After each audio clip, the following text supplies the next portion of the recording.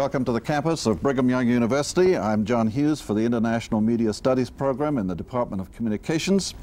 This is the latest in a series of televised seminars analyzing the quality of news reporting on various international topics. Today our subject is world child abuse. We've assembled a number of experts to consider how well the press is doing in covering this extremely tragic problem. Sara Terry has reported from around the world on a variety of issues, especially child abuse and torture.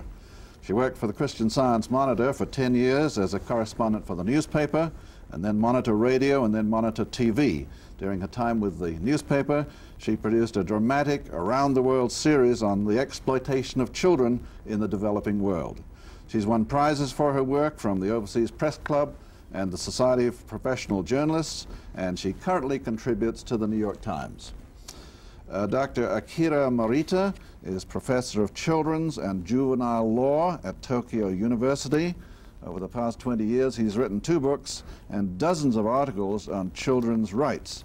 He's also worked as a voluntary probation officer for juveniles in the Tokyo area for the past 15 years. He's one of the most prominent legal experts in the world on children's rights and family problems. Richard Wilkins is a professor of law at Brigham Young University. He's not entirely unfamiliar with the world of media because his undergraduate degree was in journalism. He served as assistant to the Solicitor General of the United States in the Department of Justice. He's appeared before many entities of the United Nations and committees of the United States Senate, testifying on some of the issues we'll be discussing today and on which he is an acknowledged expert. Sara, I'm going to start off by asking you, since you wrote your wonderful series, is the problem getting better or worse? I think that depends on how you define it. In 1987, when we did Children in Darkness, it was a team of 3 of us. There was nothing known about the problems. We were pulling out like a little sentence or here or a paragraph there from government reports saying, oh, child prostitution is a problem in Asia. So I think, and today you can hardly pick up a newspaper on a daily basis almost without there being something, some kind of news about that kind of exploitation. But so increased awareness, yeah, it gets better. Has the problem lessened? No, it seems to get worse. Children are still in trouble and even worse off. And absolutely, absolutely. I mean, I think there are more people who care, more people who are paying attention, perhaps more people putting forward efforts in particular at grassroots level. Certainly, finally, more world acknowledgement. At the time we did the series, the Convention on the Rights of the Child hadn't been debated yet. So I guess if awareness is the beginning. What does that convention do for the problem? It might be, your legal experts might be more inclined to answer that, but it technically defines the rights of children. Mm-hmm. Okay.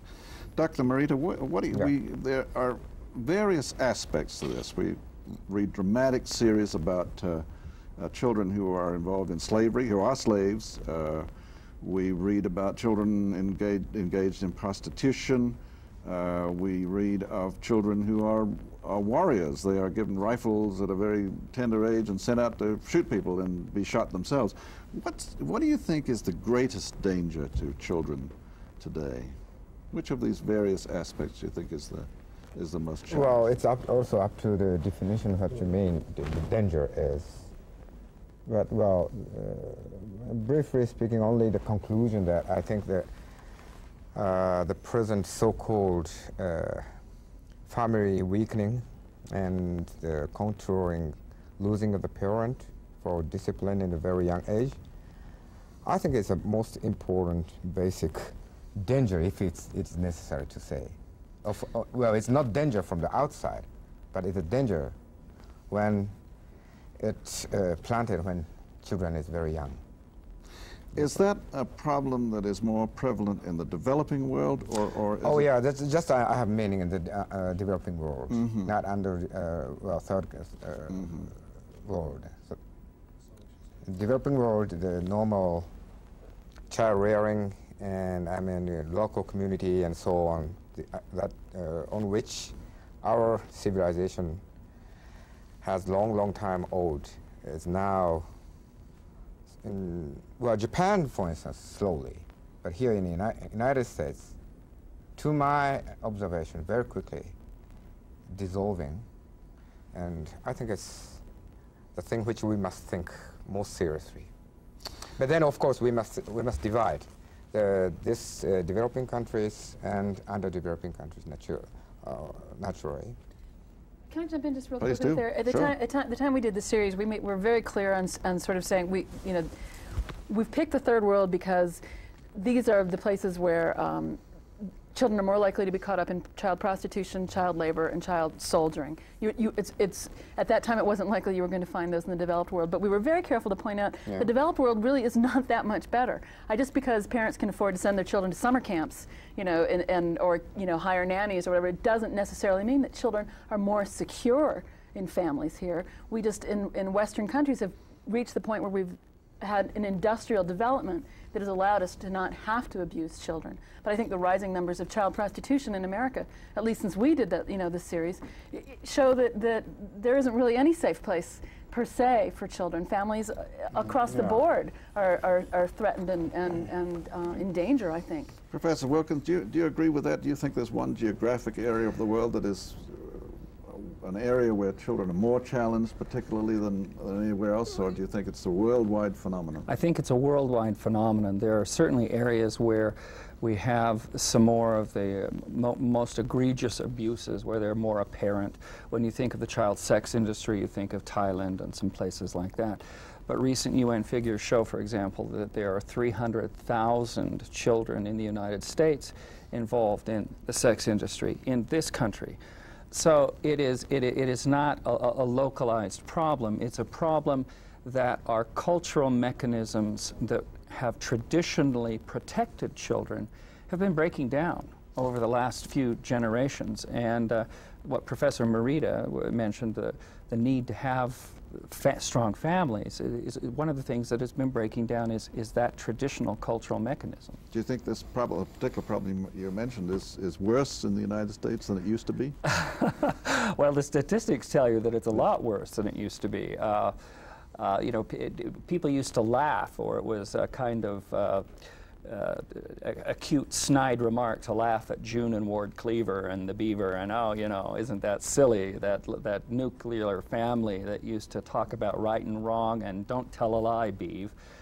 But if you look at the statistics, the numbers of divorces, the numbers of children that were involved in premarital sex, teenage pregnancy, abortions, violence. You look at what was happening in America in the 50s when that was the story we were telling about families, compared to the stories we see about families on TV today and the statistics you see today.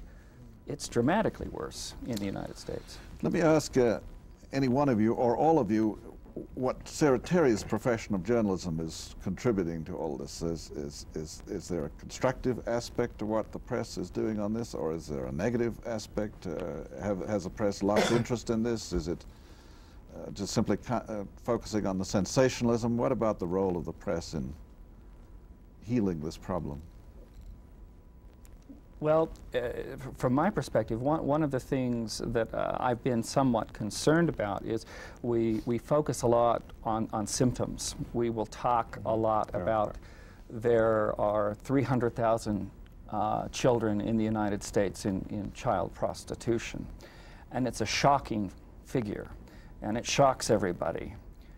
And what we don't have is much discussion beyond that. Now, what do we do about it?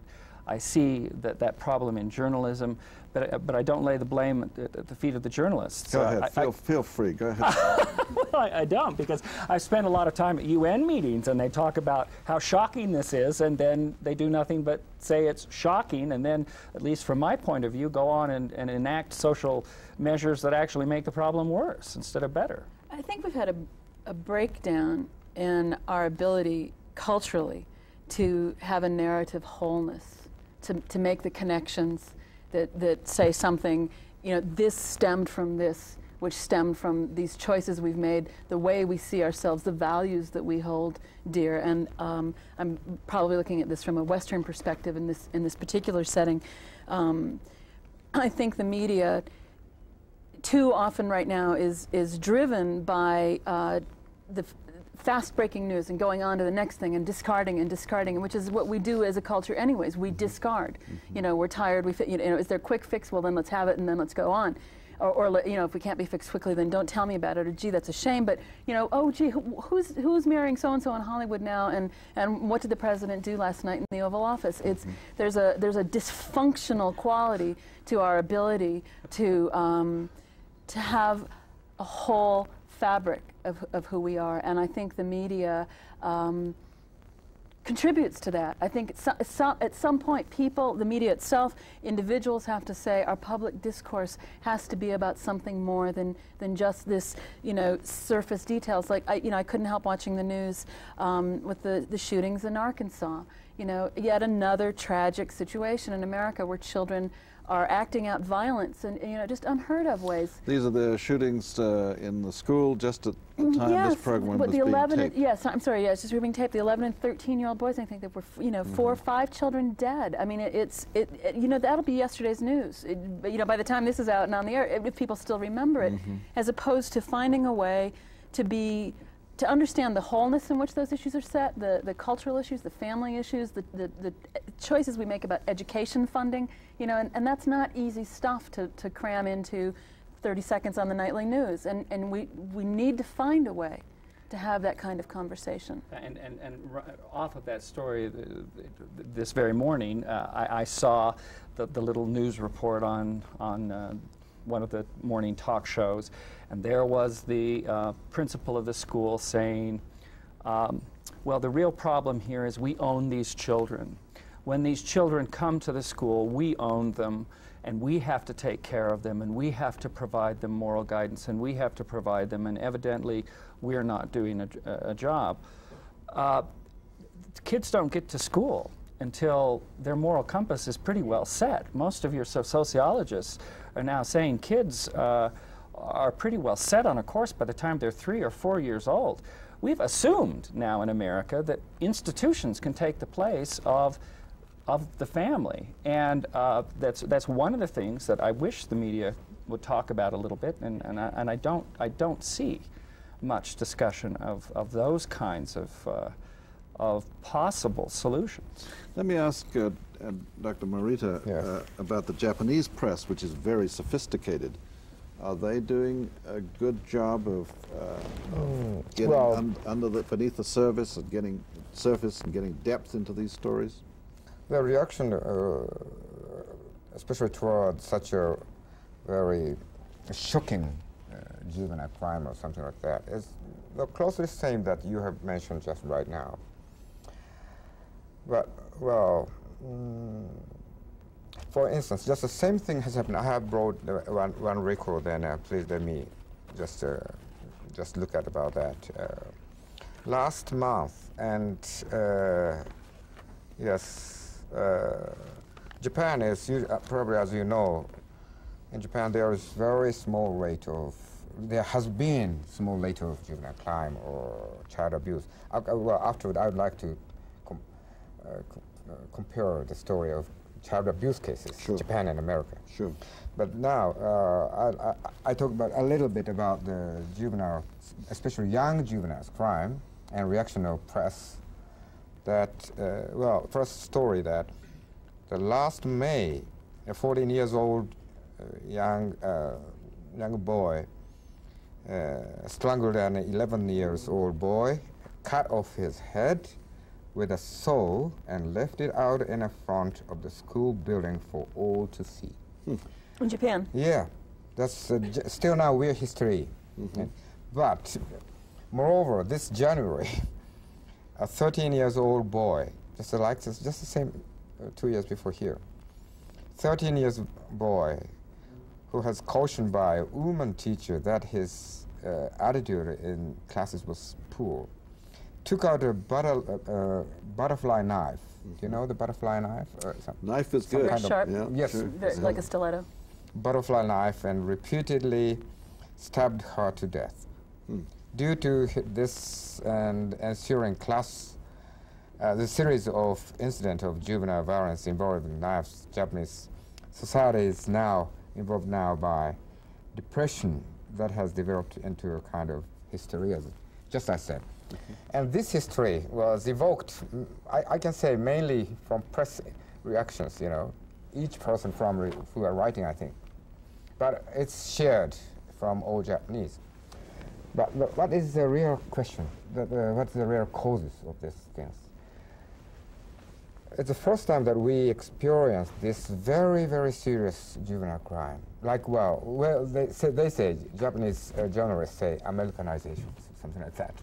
Right? I don't agree. But You don't think the developments in the United States have an impact on it? Partly, but only partly, yeah. It'd be very easy to blame it on an outside source, like American influence, or well, without it's addressing very the complex. causes. Yeah. Well, but it was some part of the strong influence from the United States. But it's not America. America represents all over the world now. It's not. This is my idea. But just briefly, let me read one press reaction to this accident. Just on the sentence. One teacher was asked to write for press. 3 days he has written so. Today's we are forced too much. One idea, such as the highest respect should be shown for the freedom and right of the children in the school. We have very heavy burden, you know. We can fight enough. And probably we educator, well, just I'm reading his writing on the press, should have resisted this wrong activities with the argument of educational ethics, but in the fact of modern idea such as freedom and equality, it was virtually not so easy. There are so many things that in education which we must restrict freedom of children or else, but if society would not support our stance, we can't do it. I think this report stance was not bad. Does the Japanese press, is that a 1 or a 2 day media story on TV and in the press, or is there in Japan real depth and searching and self-examination by the press? I can't be so advocate of my culture. But one feature I can point out now, I assume it's a difference from United States that since this 1 year, so many of things of unease accident, we Japanese are slowly coming to the sense that the main reason is not in the school, is not, well, partly it's caused by school, partly caused by, well, media influences or, well, any from external influences, but we must think insane in our mind that if our way of bringing up children was somehow wrong, or somehow we sabotaged. This question has come up to the media and TV very often. They bring it up in the media? They discuss it? Very much. At this point, now the people's history is coming slowly, relaxing, and they are beginning to think about it. I think it's very good, and it's an achievement of media and TV. Good thing. Sarah, in the Western world, it seems to me that television viewers and listeners to radio and readers of newspapers have pretty short attention span. And newspapers are pretty good at with the exception of your series, of cracking off 10-part series on the problem of children in piracy, the problem of children in prostitution, and so forth and so on, with a view to winning a Pulitzer Prize. But what do you think the American press, for example, is doing or should be doing in making a very complicated and perhaps dull story, a story that is seen by editors as dull? What responsibility do you think they've got to make that alive and make it compelling and look at the root causes of these problems and draw readers and viewers and listeners in? An immense one. I mean, I was talking with one of your journalism students here today who said there'd been somebody in speaking recently who said he didn't believe that anybody was in a profession because they believed in it or cared about it. As a journalist, I feel a tremendous amount of caring for the world that I'm in. You know, not so much offering like my personal answers to it, but raising the questions, asking, you know, where are we going? What does this mean about us? I was talking to Mark Jerkowitz, who's the media critic for the Boston Globe, the other day for a story that I was doing, actually on the septuplets. That was a while back. But he was talking about how the media seems to be really good at kind of grabbing something and getting on top of it sort of briefly, but missing, we're in a state of mind now, we're missing the sea changes. We're missing the issues that matter. And I actually was listening to Dr. Morita. I was thinking, you know, raising that question of, oh, are we raising our children wrong, or what happened? If you're not careful, I mean, what's happened to that kind of thinking in our culture is, you know, a slew of tabloid talk television shows where you have people, you know, slinging, you know, all of their life stories about what happened to them when they were a child and blaming their parents, and you get a dialogue about victims and victimization that has nothing really to do with being able to forward, you know, answers and discussions. So it's a terribly difficult issue in that it's so interwoven with everything that we are as a culture. I don't know that I have the answers for how to do it. It's got to be done. But you know, I think you pointed out something that's very important.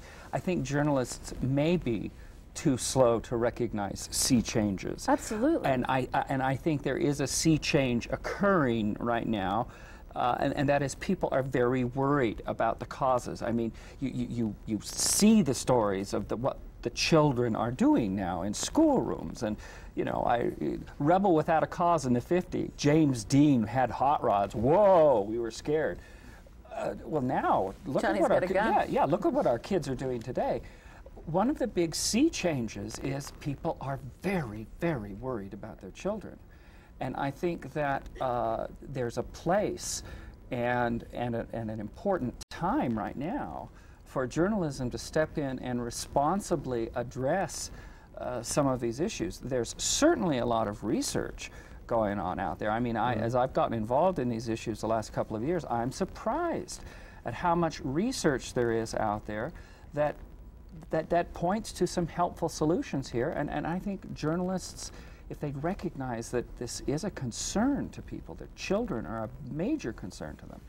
Richard and I were talking actually right before the taping on something I think is interesting in terms of possible beginning of a sea change in this sort of post-1960s culture, you know, which has witnessed so much of a fragmentation of families and community issues or community relationships, is the beginning of a scholarly school of thought that says that the breakup of families is a serious problem. There are actually starting to be books coming out that saying, you know, divorce is not a good answer. They're finally starting to say that the impact of divorce on children is not something that children get over, you know, quite so quickly as we once thought. So there's these sort of few, I sort of think of them as now as like voices in the wilderness saying, we've got to rethink the way we discard relationships in this society, and especially family and marriage. So that may be kind of the beginning, you know, maybe the space is starting to open up where different dialogues will begin. And one of the dialogues that I think the press could help, and it's a natural focus, I think, for the press, because it makes a good soundbite to talk about rights.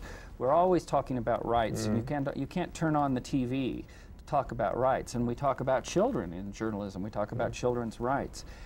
And back to the Convention on the Rights of the Child. Somebody will finally tell you what their rights are. Yeah, but we need to talk about responsibilities a little bit, and journalists can help with that dialogue. One useful thing that's happened out of the shooting, of the coverage that I've seen of the shooting of the last couple of days, is I've heard journalists actually asking, now, what causes our children to behave this way?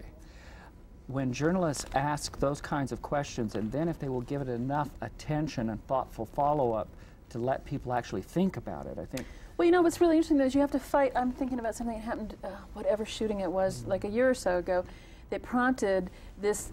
There was a huge push at that time, and I don't know what the status of it is right now. Perhaps you could tell us, towards trying children as adults. That was starting to be seen as the answer, which is just as much, you know, treating a symptom with a symptom as anything I can think of. It was a knee-jerk sort of, oh great, they're acting like adults, so now we'll try them as adults. Well, I don't know how that solves the problem, but it was because there were very prominent, mostly conservative politicians calling for it at the time. The press was covering it, and nobody was sort of going after the very deep psychological issues that are involved when a child acts out. I mean, children act out sexual abuse at early ages. That's something I'd written about several years ago, that people who grow up to be adult perpetrators of sexual abuse almost universally, were abused as children. Not every child who is sexually abused becomes an adult perpetrator, but virtually every adult perpetrator was a child, and there are children acting that out. Well, you can't just say, great, we're going to punish you, or we'll put you in solitary confinement, we'll treat you like an adult. The problem is we failed as adults. Well, what you see there, Sarah, I think going on is this interesting clash where both conservative forces and liberal forces are doing the same thing, and both sides are getting it wrong. They're by their political positions. We are trying to treat children as adults. We are trying to say children have rights. Well, how can a 12-year-old have a right of freedom of expression, freedom of association, freedom, all the rights that this document called the Convention on the Rights of the Child purports to give them? They don't know enough to exercise those rights. Childhood is a time where you need protection. Well, if a child has a right, then you come right around and say, well, when they misbehave, they're people too. I mean, but you know, that's and so the thing that is driving us to try them as adults is the same thing that's leading us to say they have rights. What we need to recognize is children are children, and for the first half of this century, the notion of children was to give them a right of protection, to give them a right of shelter, of protection from the adult world. As we've continually liberated our children, we end up seeing these what I think, I agree, are wrong-headed attempts to treat a 14-year-old in the criminal justice system the same way we treat a 30-year-old. But I don't want to throw out the baby with the bathwater on that, because the Convention on the Rights of the Child in many ways was a very important document, because it, in fact, I was gracefully handing off to your legal experts, but I'll add a little bit more about it. It was a very important document which brought together the world's consensus. The rights of the child as outlined in that document include right to a whole family, you know, right to education, and there's perhaps the West has in its post-Renaissance, you know, humanist glorification of the individual gone too far, but in many parts of the world, children are still seen as property. I mean, that's why, you know, I think one of the most egregious forms of child abuse is the use of children in war. There are, of course, serious newspapers and serious television programs that are covering that kind of dialogue. On the other hand, there are a lot of television news directors out there and newspaper editors. If you say, "Hey, how about a 55-minute special on children's rights?" You know, their eyes glaze over. What are the other institutions besides the press that should be helping these? Well, one of them children? is the Academy. And it's waking up a little bit. Sarah mentioned that the Rights of the Child is an important document, and it does have many, many good things. One thing that's very interesting about it is, as you do a little research, virtually nobody thought about it very much. In fact, I received a letter from an attorney in Geneva, Mr. Abramson, who was one of the principal drafters. Who was one of the principal drafters. He sent me a letter just 2 days ago, where he says, you know, I now realize that all of our language about children's right of conscience and freedom of association, all that, we have to treat it as poetry because it can't be taken literally. Well, if we're going to have to treat, if we're going to have See, to that's treat, encouraging. yeah, if we're going to have to treat a convention on children's rights as poetry, we've made a real mistake. Is the problem in the drafting? The problem is in the problem. Getting how many countries in the world to agree on wording that has to do with their cultural beliefs and everything else? There was just this amazing enthusiasm at a moment to do something, and rights sound so nice that we just adopted all of this language that is perfectly rational applied to someone who's 21 or whatever the age of majority is. It's perfectly rational. And we looked at it, and without thinking that, is it rational to say the same thing about an 8-year-old? And they didn't ask that important question. So everybody signed it, but the United States Congress, because the United States Congress has had the time to sit back and go, whoa, our courts do not treat the children. The Convention on the Rights of the Child does not correspond with U.S. law at all. But you know, you have to understand, for so long, children were not seen, and it continues to a certain extent, as individuals with a right to be something other than a parent's property, you know, which was what puts children in fields. You know, children are still seen in many parts of the world as a parent's economic future.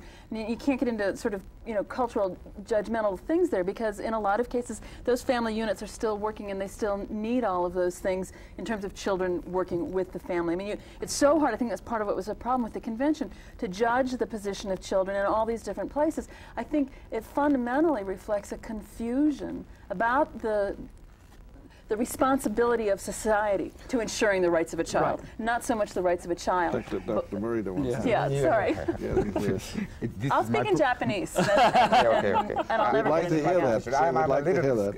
the idea of Ms. Sara. Well, I think I understand what you mean quite well, but I think we better back to a little bit more semantic, a little bit complicated or philosophical dimension, what right is at first, you know, because we are talking always right, or concept of right, which promise the happiness to human being. But historically, we must ask, in which context and with what contents was right concept was used? In modern law, right was the things which of autonomous power of autonomous people. And at this moment, we are now talking about the Child Convention, briefly speaking, Child Convention. But if we think about, beside the right concept of convention, it's very, political dispute is coming easily. Then let's first beside. What is really needed to children? Well, very in daily life, simply speaking. Well, even if, to my understanding, even if they are given the whole scale of Bill of Rights, but left alone in wilderness, and not given the human relationship with affection, love, or, any praising of the beauty, I think he or she can't grow up. It means that, why and right concept emerge into the modern world? This question, to answer this question, is important. Right came as an emergency, to my understanding, emergency, how do you call, patrol car, or emergency call. What is needed to children is not the individualized benefit in the name of right, but essentially speaking, of course, the relation itself. He needs a relation between mother, but in the case he loses it, then law had to intervene.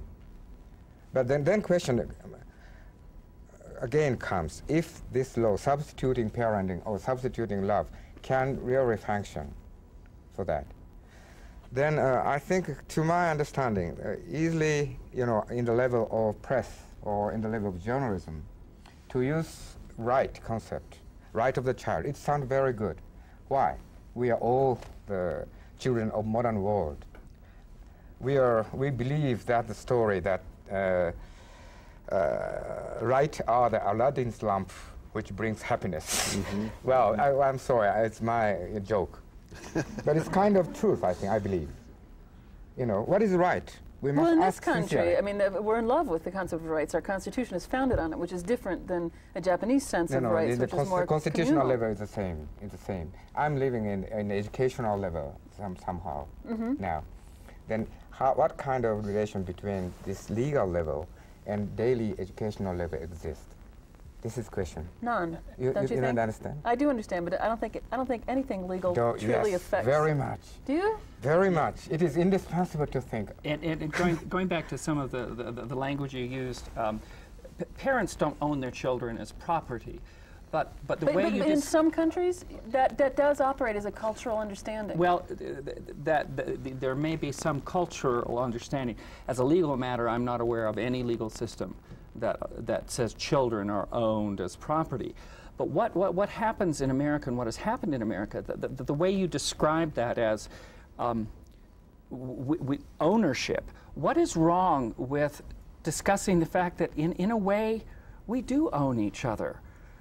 It's not in a slavery sense, but it's in the sense of belonging. And what we have lost in America and in American journalism is the notion that we belong to each other. Mothers and fathers, husbands and wives belong to each other in a very fundamental way. Children belong to their parents in an important fundamental way. We have stopped talking about belonging. I don't think you should take out of context what I'm talking about in a third world setting, in rural settings, in different cultural settings that are very, very different from Africa. the issue, yes, of belonging, of the way women, even women, are still seen as owned by men. So I don't think we can pretend that language doesn't exist in the rest of the world. And I agree, we're at in a social status here in the West where we can talk about belonging with its deep spiritual and moral issues. But I guess I've listened to everybody talk about the legal parts of it, and it's something that I found continually in my own writing. Legal means virtually nothing when it comes to children. That's just going to get a response. I'm sorry, it does. I mean, if you take something to court, okay, yes, it will. Like there was that kid who divorced his parents in Florida, whatever, all those years ago. But essentially, that legal document, the Convention on the Rights of the Child, one of the leading judges in Guatemala, when we were there for that series, said, these are dead letters unless you have the will to do something about them. I went back to Guatemala 3 years after the series that we did in 1987, because the first child I met doing that series actually was a street child who I thought was going to make it. He was in a safe environment. He was off the streets. I went back to tell his story 3 years later because he'd been tortured and assassinated by a death squad, and it destroyed me. It was one of the hardest things I've ever done because I thought he would make it, and the point that one of the people who had known him, who had been in this children's rights group, street children's group that had known him, just said, until the community cares about the life of its child, none of this matters. Yeah, until that community had the resources and the ability to care for that boy, Giovanni, none of the rest of it matters. And I think that in a way we're all talking along the same lines. I mean, the legalities of what's a right and what's not sure, you can sign all the documents in the world, but that's never going to make somebody say, this child is my future. Well, who's going to make that change? Are there institutions? Are we talking about national governments? Are we talking about the United Nations? Well, I think you're talking about all of them, and I think in a fundamental way, I agree with what Sarah's just said. I mean, you can have all the words on paper that you want, and it doesn't affect outcomes until people internalize those words and make it part of their actions. Or have enough money to pursue something in a legal system, That's right. which is not the case for most people in the world. That's right. But the words count because they are the first step in shaping perceptions and how people act. So I think we have to be very, very careful in the words we use. And so as a lawyer involved in international law, I've decided that I have to be very actively involved in this process because while it's easy to ignore on some level everything the UN says, I can't ignore it because it does shape discourse. It shapes people's worldview. And journalists have to be careful about the words they use. Governments have to be interested and careful about the words they use because eventually all those words do have an impact on what happens to the street child. When I finished this series, I used to think it would be the most amazing thing in the world and it's completely not going to happen, But if for a 10-year period of time, every government in the world said all that matters right now is the future of our children. Yeah. They you know, took money out of arms spending. They took money out of, you know, every, you know, pork barrel projects, everything else, and said, we are going to spend 10 years investing in our children. That's, I understand, a completely pie in the sky thing, and it's like not a hard-bitten, cynical, you know, journalist thing to say. But I don't know. Have you found any countries or any governments, however, who've done that? Well, perhaps not done that, but You are find there any blips. that you find have made considerable strides, and if so, how have they done it? It comes in blips. We were in the Philippines after Corazon Aquino came to power, and boy, that was a big turnaround from the days of the Marcos regime, which absolutely denied the existence of street children. Under Corazon Aquino, there were programs started. There was an awareness raised.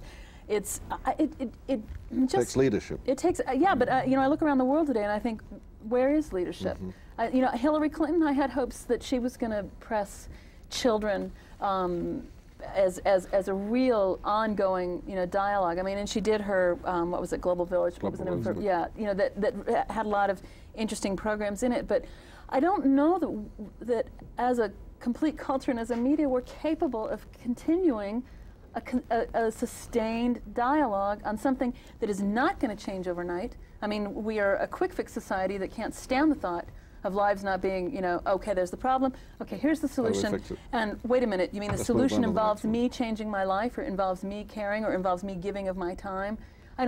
We don't seem to be structured at that, and I don't know. Yeah, and at the United Nations, again, it's been in a way rather discouraging. You go there and you hear all the experts talk about, here's the solution, let's have strong families, and they have proposals for it, and then the experts leave the dais and the politicians take over, and you hear absolutely nothing. It's just dead silence. Are you allowed to give opinions? Dr. Morita, well, no, yes, I know. I'm just going to ask Dr. Morita. Japan, you know, Japan is in Asia, but in a sense not of Asia. Yeah. Have you seen any countries, either in Asia or not of Asia, where you've seen a program that has... You mean except Japan? Except Japan. Well, I'm sorry, I'm not so good about the knowledge then. Yeah, now I can be a little bit responsible in Japan. But well, could I let me please add about the right dispute just we have did. You know, I think it's not. I'm not sure it's an idea. It's not the Japanese cultural phenomenon which I am going now introduce you. I think it's very universal, but. The following some phrases is the last phrases of the one examination paper of my courses of last, which I pointed just two months before. And she is writing about the concept of right. Is it okay? Yes, absolutely. Until I took this class, I was one of the people tricked by the beautiful echo and the beautifulness and deceptiveness of the word right. So I thought it was strange that children who had been given right seemed unsettled and very unhappy in the street. Now I believe that protection is an expression of affection and love. Parents love their children, so they protect them. Affection enables discipline. When children are scolded, somewhere in their hearts they feel glad. Discipline enables children to grow. Children who have been pushed into interdependence with rights are unable to feel their parents' affection, so they are unsettled and unhappy. I want to be the kind of parent that protect my children out of the love I feel for them. It would be very, you know, against for her opinion. No, it's not. No. Have I said anything that makes you think? I'm completely aware that strong family structures are absolutely the cohesive unit of any culture. No, I don't disagree with that at all. I think. Well, actually, I was thinking maybe it's time, you know, the UN started drafting conventions on the responsibilities of parents, of nations, of nations to families, of families to children, I mean, maybe it's the pendulum swinging, you know, in a way. But I wonder if that convention on the, like I said earlier, I felt that the convention, the definitions in the Convention on the Rights of the Child reflected a confusion about the role of children in society, and perhaps it should have been the responsibilities of nations, of leaders, of families to children, and in fact, which would include recognizing certain rights of children to education, to family, to whatever. Or parental responsibility. Yeah, absolutely, and parents' responsibility to provide it. In fact, in 1959, the first Declaration on the Rights of the Child talked about the responsibilities of society for children. It got turned around in 1989, and there's another conference coming up in Lisbon this summer in August. There's going to be journalists from all over the world there, and then we're going to be talking about the rights of youth. One of the things I'd love to do at that conference is talk about the rights and responsibilities of youth, or the responsibilities of government toward youth. But, you know, until journalists will allow that kind of discussion, it's a little difficult. I mean, I have one experience from one UN conference at Istanbul a couple of years ago, where I gave a talk on family structure and family rights, and I had a reporter from the New York Times come up and just read me the Riot Act for introducing such a volatile and divisive issue as parental rights into a document where there was agreement that there shouldn't be any discussion of parental rights. This was a reporter from the New York Times.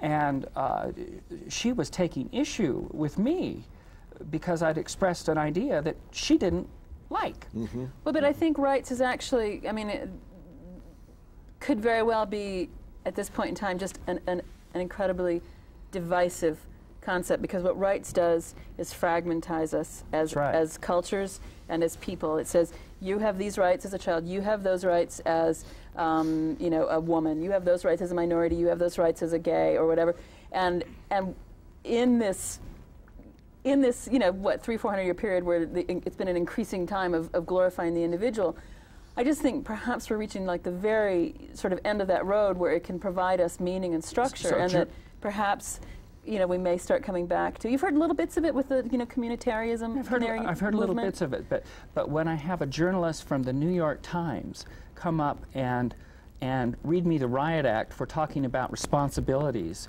and the need of families to take responsibility for their children. Wait, were you talking about parental rights or responsibilities? No, I was talking about. I'm just wondering if she was I'm using the wrong language. I was talking about parents have the responsibility to raise their children. I was talking about the responsibility of parents primarily to take care of and raise their children, and that this was what we needed to reinvigorate. And this reporter was terribly unhappy because that took the focus away from rights of children and rights of women and rights of these groups. She was very unhappy to hear a discussion about belonging and responsibility. And I see that again and again in the press. The press is very enamored with all of this rights talk. And I think you're right. We're seeing a change. This nation is enamored with rights talk. That's something we have to understand. It was founded on the concept of individual liberties. It's run on a system of business, of capitalism, that operates off the rights of business. Actually, I teach constitutional law, and the Constitution was not founded on notions of individual liberty. It was founded on notions of division of power between branches of government. The rights stuff came as an afterthought, and it's been a growing afterthought. But we had the Constitution to divide power between government, not to talk about rights. Point well taken. And people keep talking about rights, but it's certainly been part of the dialogue in this country from the very beginning. I mean, we left to pursue religious rights in this country. It's so ingrained that the journalists can't get beyond it, and until the journalists I don't think the country can get beyond it. I don't think that's just journalists. Somebody's got to get beyond it. And the journalists are the people that the world, they're who we listen to. Absolutely. And when I turn on the TV and that's all I hear, it's true, but somebody's got to get beyond it. You have to understand that I just think culture, if I'm just thinking about that woman from the New York Times, I don't know who it was, there are still people who are trying to find, women still trying to find the right to earn the equal pay that men are earning. Sorry, I'm sort of sitting here as, you know, feeling like the voice of womanhood, having to speak among, you know, I'll rein you in if you go men in power.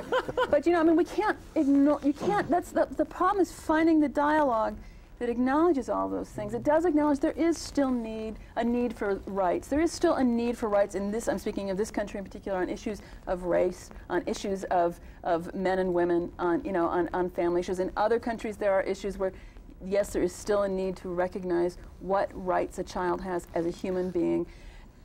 It's changing the dialogue itself. I mean, you can't just throw all of that out. That's a very important thing. But this pendulum, you know, perhaps it's poised to come back to the question of responsibility. But I understand why people go right up the wall, you know, when they feel like their right is being taken away. But it's just so much bigger than what the media does say or doesn't say. Sure, where's leadership? I mean, the media is not leadership. I think you gave the answer just a few minutes ago when you said good. rights. God, can we go when you say rights divide us into all these little groups, and you talked about the need for you as a journalist to recognize that all these little groups, we can't all be these atomistic little rights bearers.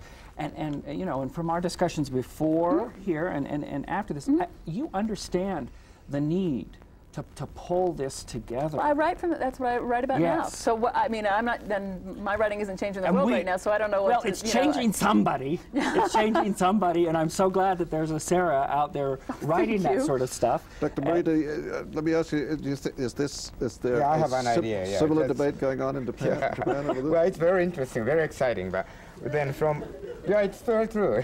Did you? I spoke it all in Japanese. Were you aware yes, okay. That was fluent Japanese. But, well, from overseas observer, well, just you are asking me something from Asian.